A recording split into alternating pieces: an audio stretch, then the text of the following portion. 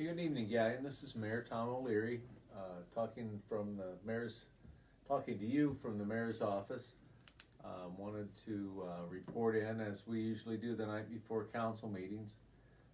Really have a bit of an uneventful agenda on tomorrow night's council meeting, but we do have some other things going on tomorrow at City Hall. In fact, one event, if you will, is at City Hall at 11, but probably the most important activity of the day involving city government is the organizational meeting of the recently organized City Port Authority. So that's set to take place at 10 a.m. over at the Railroad Pavilion, the Depot Pavilion. So I know it's been announced as a public meeting. It probably is about as exciting as any organizational meeting ever is, but you certainly have to get going before they can get about setting priorities and doing some of the things that I'm confident are on tap for the Port Authority. So the bid opening that's happening at 11 is a project that we worked on for quite a while and is really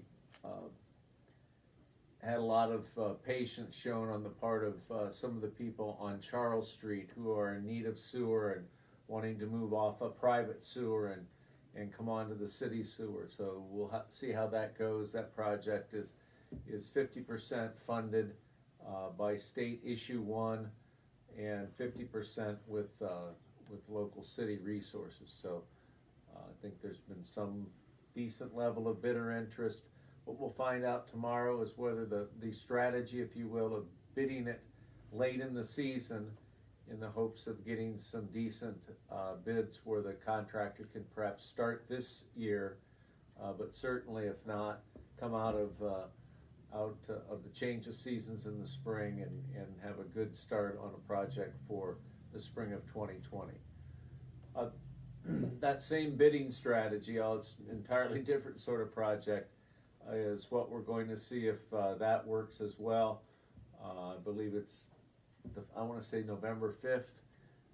Yeah, it's the 5th that the long-awaited, often talked about among cynics, yeah, we'll see when it's done, bike path. So that, again, very similar in that we expect the contractor to get started this fall.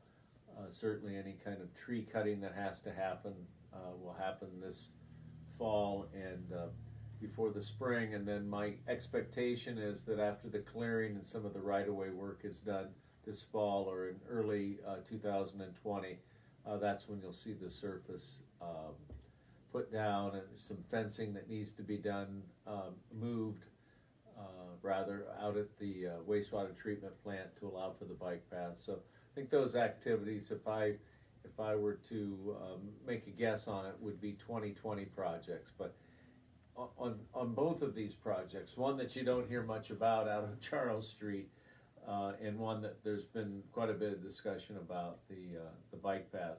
I think it's from the point of view of this office, it's good to get those projects into the market, if you will, and see whether or not we can get some decent bids to get these two, what I consider important projects. One funded, as I said, with a mix of state and local funds, and the other one is 100% a freeze project, if I'm not mistaken. So when you make the request for those freeze funds, it's, I think, important for all of us involved to get those projects completed. So that's what we've got going on the next couple of days, or next couple of weeks, actually, tomorrow and then moving forward. And my expectation or guess is that the Port Authority meeting will be covered at least somewhat by local media.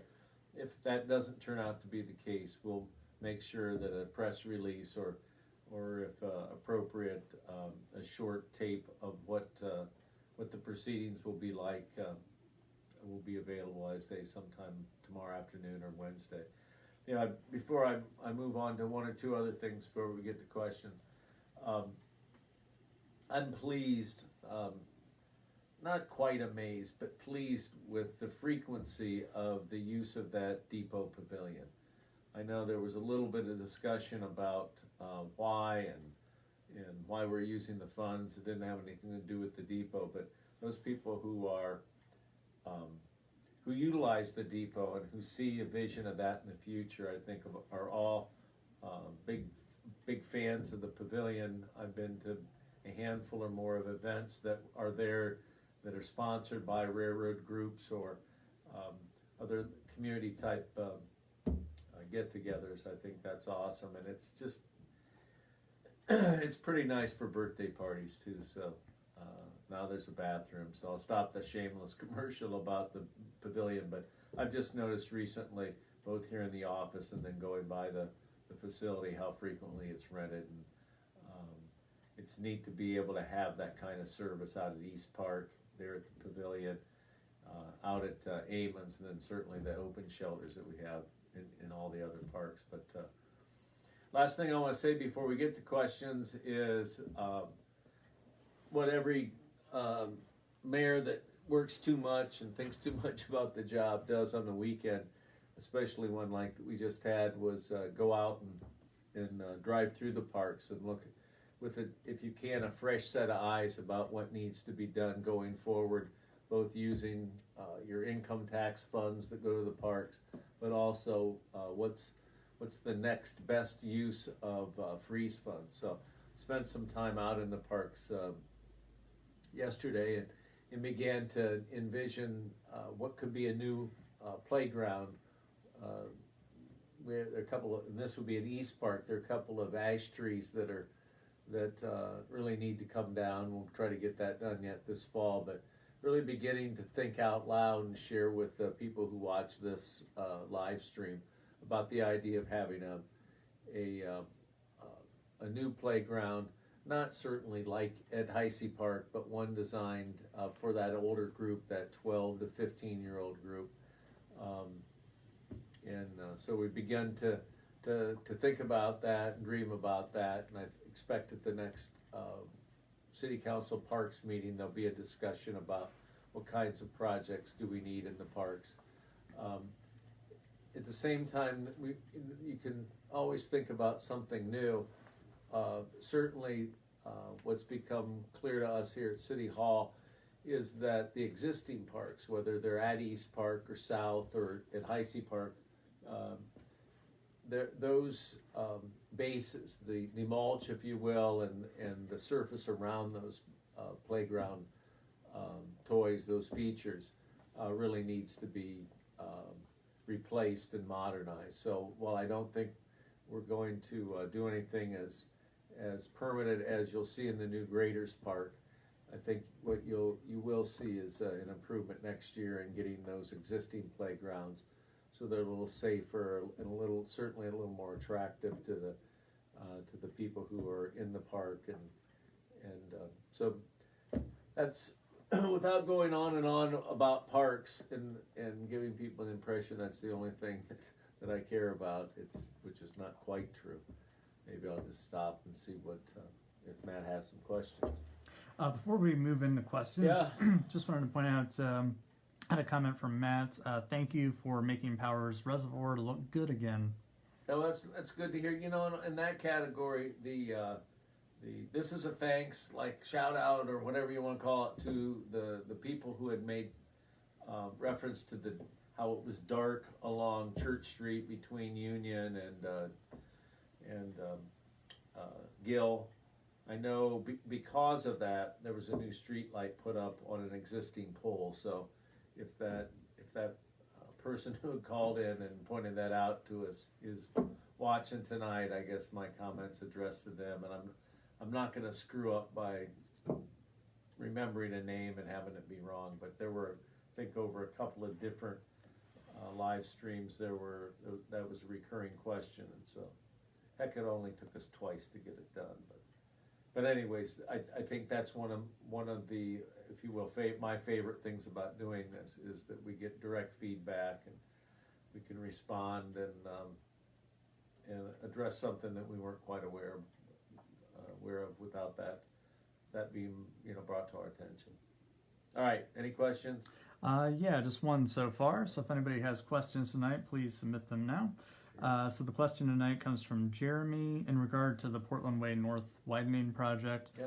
When will property owners be contacted about how much land will be needed and compensation for the land? Right, I would say early next year, and I think that the parcels have been identified. We're going to spend a little bit of time in the next week or two with our engineer and ODOT to what I would describe as fine tune the maintenance of traffic, like a halfway's technical term, and any detours necessary.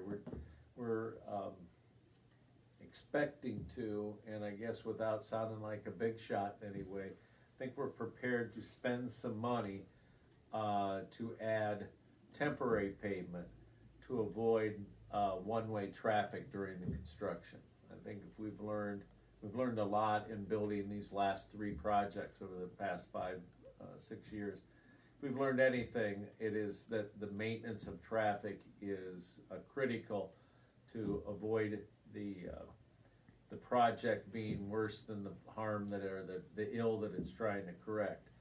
And so whether it's we got burned a little bit in the first phase of the widening down by the 4 corners because of some utility issues, and so we've learned about that. We also, I think taxpayers funded what's now Hesby Drive, and it's kind of become one of those things where what would we do without it? But that was also critical in maintaining traffic there. The south segment, very few alternatives. The one that's down from Grove Avenue South. But in any case, each time we've done, if you will, the best we could to maintain traffic. And usually you do about a C minus. Actually, it's an A most of the time, and an F or a D some of the time, and so that kind of situation goes on. So back to answering Jeremy's question, I think one could expect a consultant to be out on behalf of the city acquiring right away beginning next year. The project of people be mindful of isn't until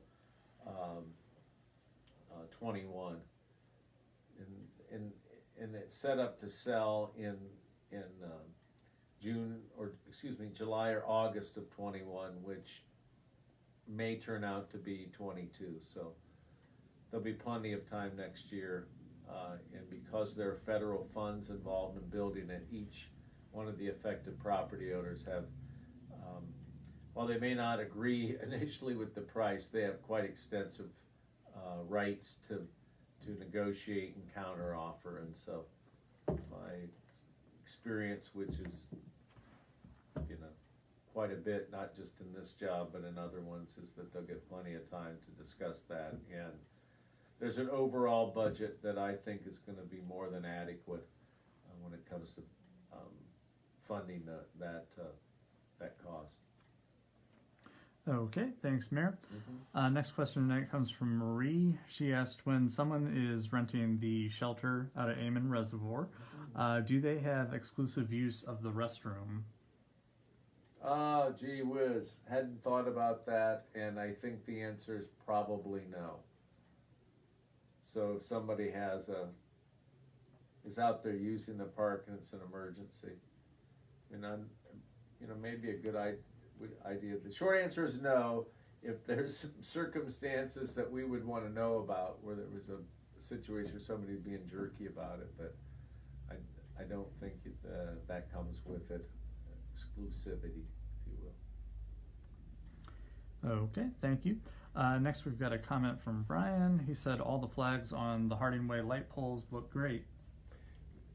Yeah, I was in a town, I won't pick on them, but it's south of here, where they had taken, I'm going to mess up her first name, Tanisha, is that right? Yes. Pickering. She's the lady at I'm making everyone feel old, especially myself. The director at the Historical Society. It's really her idea, I'm told, by people who are, leaders in that she had seen in another community, brought the idea back. Well, anyways, a town south of here tried to execute on that idea. Wow, makes you really proud of what a good job was done here. And I think although it's a small sort of supplemental reason certainly, but one of the benefits of why that is as impressive here in Galion as it is that the city owns all those light poles.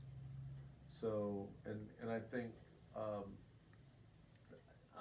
I guess I will speak for the crew on this one, I generally don't, but I think they really like doing that. I think everybody in town gets a sense of pride, whether it's a family member up on on a banner or somebody they knew. I think it's one of the coolest things been done in Galion for a long time. So, Historical Society director, really a neat idea. Wish I'd come up with it. And if I could come up with a way to steal it and take credit for it, I certainly would have, but I can't, so we'll have to make sure Tanisha gets the props. Okay, thanks, Mayor. Next question tonight comes from Dawn. She asked for an update on a grocery store and also if there's any info you have on jobs in the Galion area.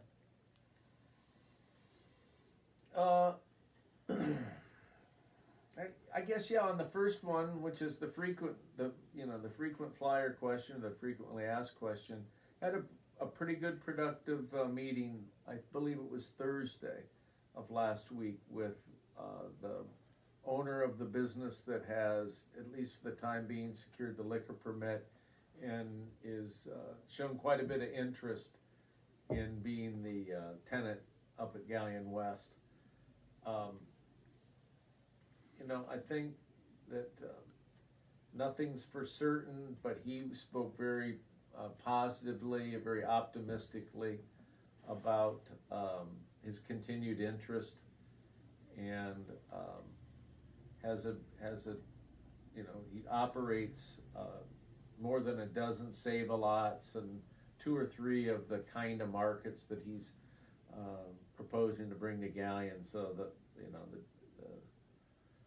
the owner understands the business and I think understands the Galion market, and not much has changed, Don. It's the same, trying to unravel the knot between some of the creditors in the old situation and try to get that unraveled and free up the real estate so they can move ahead with this new prospect. So anyway, met with the guy. Drove 2 hours to see him. I don't know, we'll see.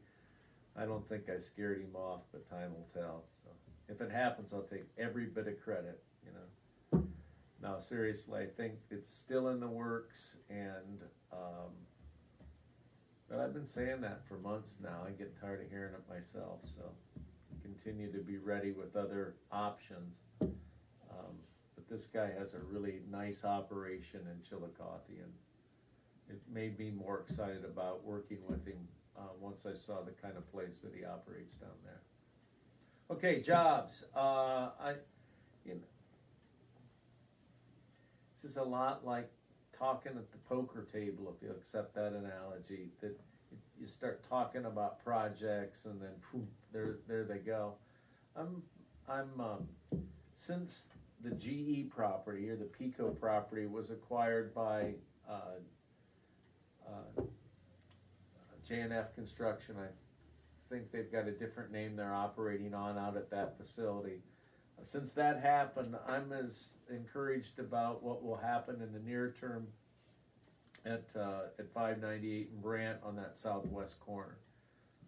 There's, I think, been some productive conversations that Gary Frankhouse has had with Jobs Ohio, which is the state development agency when it comes to these, this type of funding. And the idea remains, as it's been since they vacated the property, that for the most part, the old Pico building needs to be demolished and replaced with a modern office on an existing building that's back there. It's 100,000 square feet, and then some sort of spec building constructed on another part of that acreage out there. So spent some time talking with Gary today, and he's been in closer contact, certainly with both the local property owner and with Jobs Ohio. So, I'll stop there so we don't, if you're at all superstitious, you don't want a big mouth mayor jinxing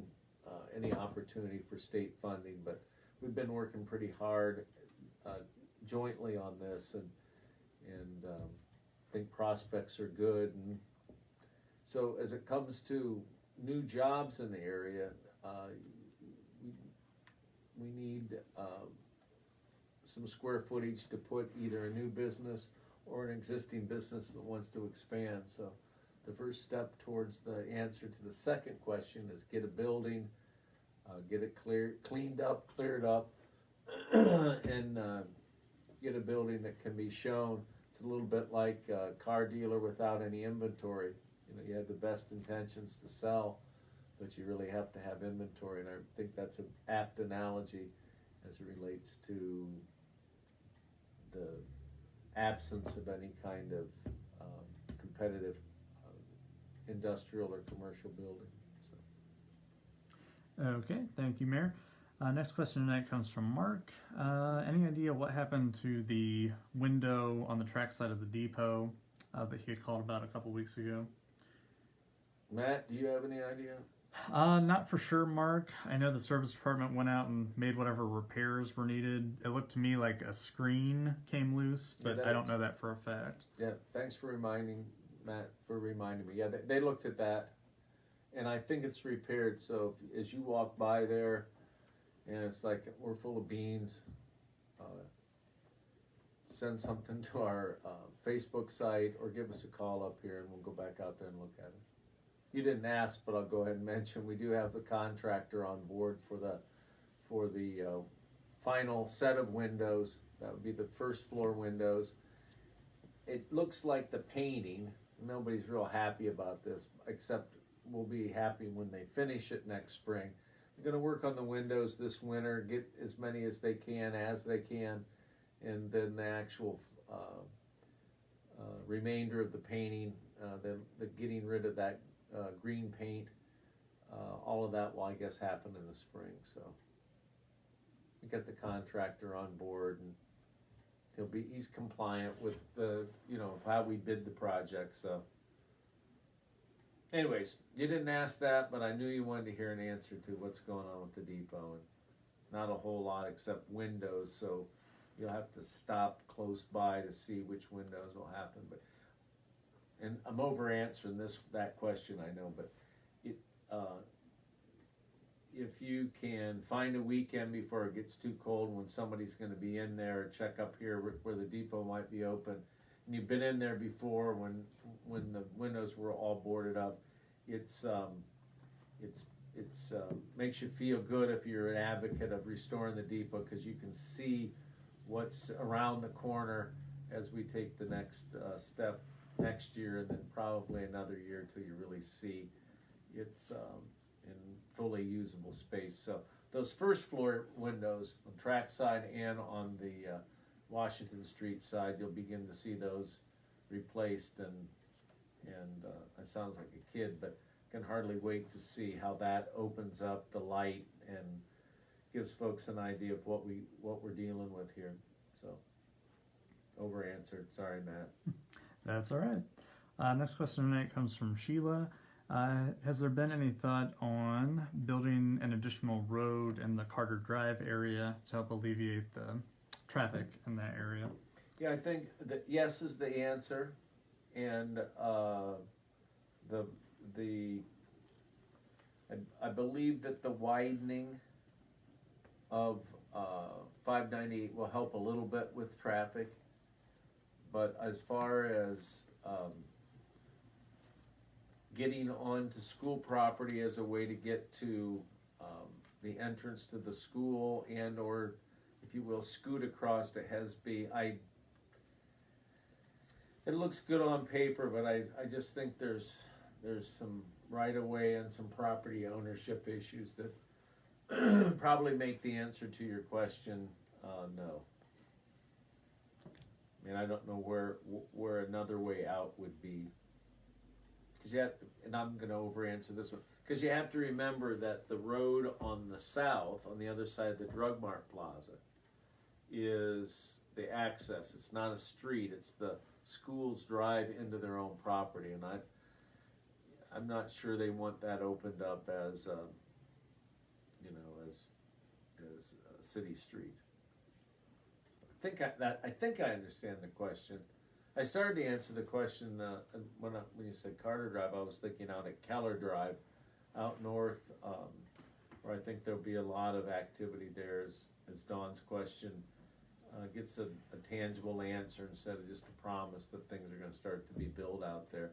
Really, how we manage any new commercial or industrial building and any development on the north side of Brant Road, sports free center complex, or any other commercial development, it's going to be important that where the access points are in relation to the intersection is thought through a little, thought through clearly, and there's a good plan. We don't want to bunch too much traffic by that soon-to-be signalized intersection.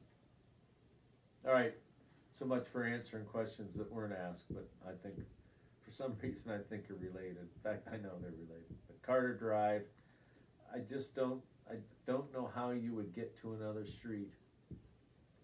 And I would say the Timberlane folks, well, I'm not sure they would say they like it the way it is. They definitely did not, when the schools were constructed, they did not want that neighborhood to become a drive-through for folks coming in and out of the schools. And so that limits the ways you could expand in Carter Drive access or Carter Drive capacity. Okay, thank you, Mayor. Next question tonight comes from Shirley. She asked if the city knows anything about the roller skating rink that was talked about there beside the former Geyers. Yeah, I think still, from what I understand, I was talking with I certainly before I went down and met with the owner of what we hope is soon, at some point soon. I don't know what soon means, but in the Galion West Plaza. I checked with the landlord, and he's got that still. Don't know at what state of repair, so I think that's. And then he referenced another client he's got going in there, so I'm not sure what other space. But yeah, from what I understand, the roller skate rinks, still in the mix, and don't know much beyond that, Shirley. Okay, and last question I have as of right now, it's actually more for me. Comes from Samantha. She asked us to announce the opening of the taproom and brewery. Thanks, Samantha. I happen to know we are shooting for Saturday, November 9th at this time, so keep an eye on that business's Facebook page. All right. Let's see, what else do we have opening up here? We got a ribbon cutting here and there, and no, anyways, I think that's been quite an endeavor by the folks that are the new proprietors, so we'll see how that goes. Let's see, what else is out there? I would summarize by saying tomorrow morning, I think the results of the organizational meeting will be interesting. I'm not sure the meeting will be real interesting, and what I'm looking forward to, as it relates to their early congealing or coming together, is the election of some officers, the moving pretty quickly to establish bylaws. I don't think they need to be particularly complicated. Tomorrow the board members will be provided some sample bylaws that the city had paid for. Gosh, I want to say 2 years ago when we got close to forming a port. So we've got that for their consideration. And I think because of the city's budget cycle, moving pretty fast now, what I think it'll be important for them to at least consider what kind of operating funds that they'll need to get going in 2020. Much less considering any kind of capital funds that may be requested or required to build some of the projects that are the next things that need to be done here in Galion. So, all right, I didn't provoke any more questions. Not tonight. Matt, I think we were on longer when I was trying to get off the air to watch the Browns get slaughtered a couple weeks ago. So, anyways, we certainly appreciate the viewers and the continued interest, and I think we have what I enjoy, and I don't see the names, I just hear the names, but what I enjoy is there's a turnover. There's new people question as you go along, so people who watch these every 2 weeks see different names, as well as the people that are bugging Matt to get the tap room open. So, anyways, all's good, and we appreciate the continued viewership, and everything in Galion is on the upturn, and I'm glad to be part of it. I hope you are too. Good night.